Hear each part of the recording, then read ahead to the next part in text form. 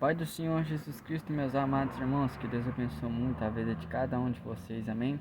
Passando aqui para trazer uma palavra de Deus muito abençoada para a glória dele.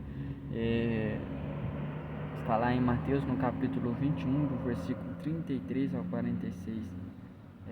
Diz assim: a parábola dos lavadores maus. Ouçam, outra parábola. Havia um proprietário que plantou uma vinha e ele a cercou com um muro.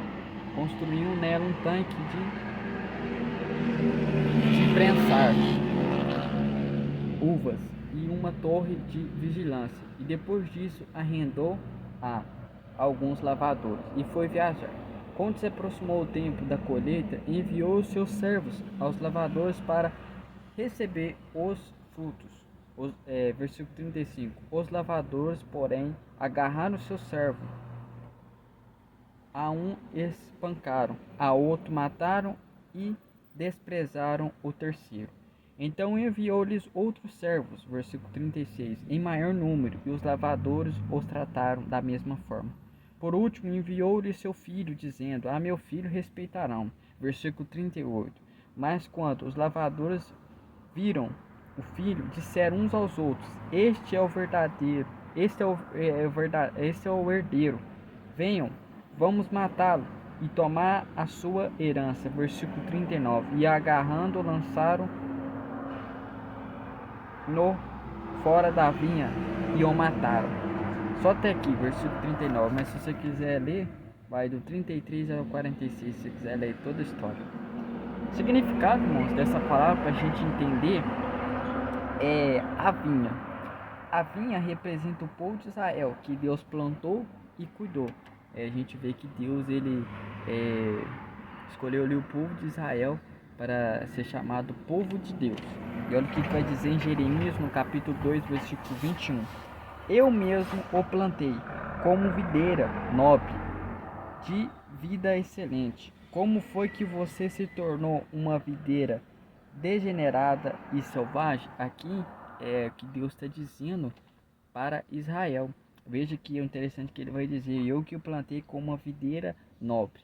Então, irmãos, essa vinha aqui significa o povo de Israel, né? Representa o povo de Israel que Deus cuidou, plantou sempre ali, né? Escolheu aquele povo ali como povo de Deus, libertou do Egito, fez todas aquelas maravilhas, abriu o Mar Vermelho, mandou o maná que vinha direto do céu.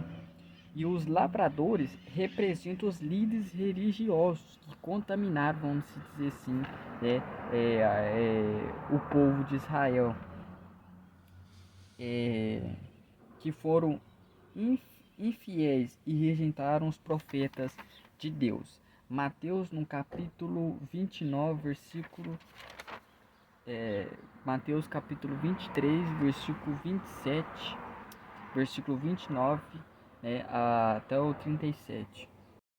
Olha o que está dizendo, ó. Ai de vocês, escribas e fariseus hipócritas, porque vocês edificam os sepulcros dos profetas, enfeitam os túmulos dos justos, e dizem: se nós tivéssemos vivido nos dias de nossos pais, não teríamos sido seus cúmplices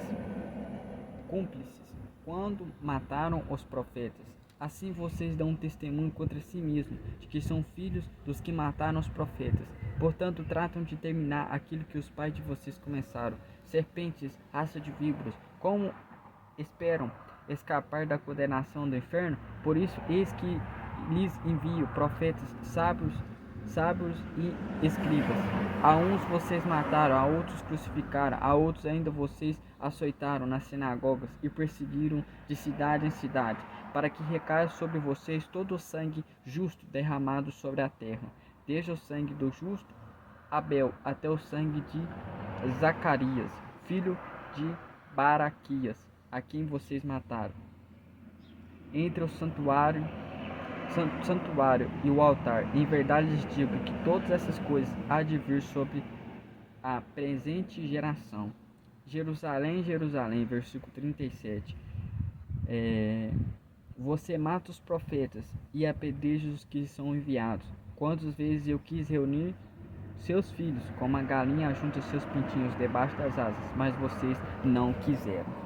vejo interessante, irmãos, dessa passagem aqui, Jesus, ele está chamando a atenção dos líderes religiosos, dizendo para eles o quanto eles perseguiam os profetas, mataram, desprezaram, apredejaram, rejeitaram os profetas de Deus. Assim como esses lavradores rejeitaram os servos daquele senhor dono da vinha. Então, esses lavradores representam os homens religiosos. Veja que Deus vai dizer: "Ah, Jerusalém, Jerusalém, que mata os seus profetas e os apredejam. Eu quis juntar vocês como uma galinha junta os seus pintinhos debaixo das minhas asas, mas vocês não quiseram." E como eu acabei de falar, os servos enviados representam os profetas que foram perseguidos, rejeitados e mortos. Atos capítulo 7, versículo 52 diz assim: Qual dos profetas? Qual dos profetas os seus antepassados não perseguiram? Eles mataram aqueles que previram a vinda do justo, e agora vocês o traíram e o assassinaram.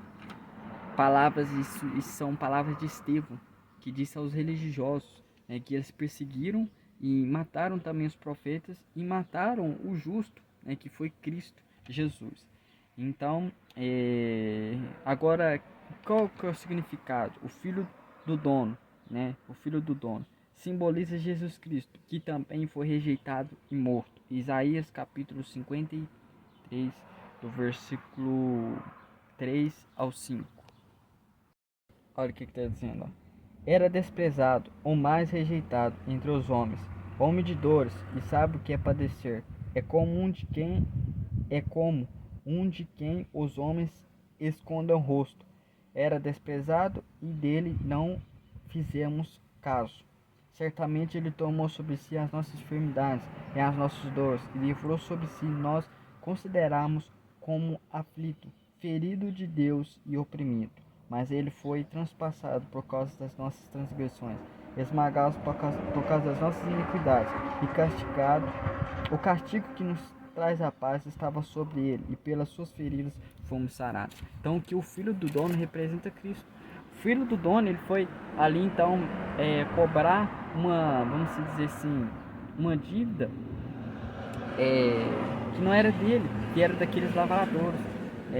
E ele foi ali sabendo o risco que ele causaria também na sua vida, o mal que aqueles lavradores poderiam fazer com ele, assim como fez com os profetas. Jesus estava ciente de tudo que ele ia passar, porque ele viu que os profetas passaram, só que ele passaria pior ainda, a morte de cruz, tudo por amor a nós, mas mesmo assim ele se entregou para que eu e você pudesse ser salvo, até mesmo dando oportunidade de salvação para aqueles que o mataram, que o rejeitaram, que torturaram, que desprezaram ele. Olha o tanto que o amor de Deus é incondicional, é maravilhoso. E o dono da via representa Deus, porque a palavra de Deus fala em João 3,16 que Deus amou o mundo de tal maneira que enviou seu Filho unigênito, para que todo aquele que nele crê não pereça, mas tenha vida eterna. Assim como o dono da vinha enviou o seu Filho, assim também Deus fez por nós, enviando o seu Filho para que a gente pudesse ter oportunidade de salvação. Ele nos amou de tal maneira, de uma forma que a gente não possa imaginar. E a nova vinha, se você for ler alguns versículos para frente, a parábola vai falar sobre uma nova vinha que Deus estabeleceria. Essa nova vinha representa o reino de Deus, que será dado outros. Será dado outros como assim? Aqueles que não rejeitaram, aqueles que não desprezaram. Porque se a gente for parar para observar, analisar, quem via aqueles homens religiosos pensavam, esses aí vão para o céu, se eles não for, ninguém mais vai. Só que Jesus desmascarou eles, dizendo a eles que eles eram sepulcros caídos, que eles tinham uma aparência bonita por dentro, mas tinha uma aparência por fora bonita, mas por dentro estava podre. Estavam com a aparência de servos de Deus, mas dentro do seu coração estavam longe dele. E olha que vai dizer em Mateus, no capítulo 21, versículo 43. Portanto, eu lhes digo que o reino de Deus será tirado de vocês e será dado ao povo que dê os frutos do reino. Então, irmãos, é isso O reino dos céus vai ser dado àquele que realmente crê em Cristo Jesus, que se arrependeu dos seus pecados e que não rejeita Cristo e nem a sua palavra. Em Apocalipse vai falar, eis que haverá ali novos céus e nova terra, e não haverá ali choro, dor, pranto, luto, tristeza. Eis que a palavra de Deus fala que aqueles que estão em Cristo Jesus, nova criatura são, as coisas antigas já se passaram.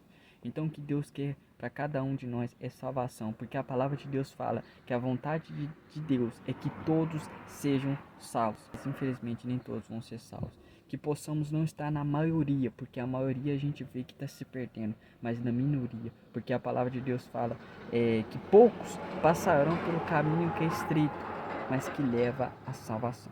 Que Deus abençoe muito e fica na paz do Senhor.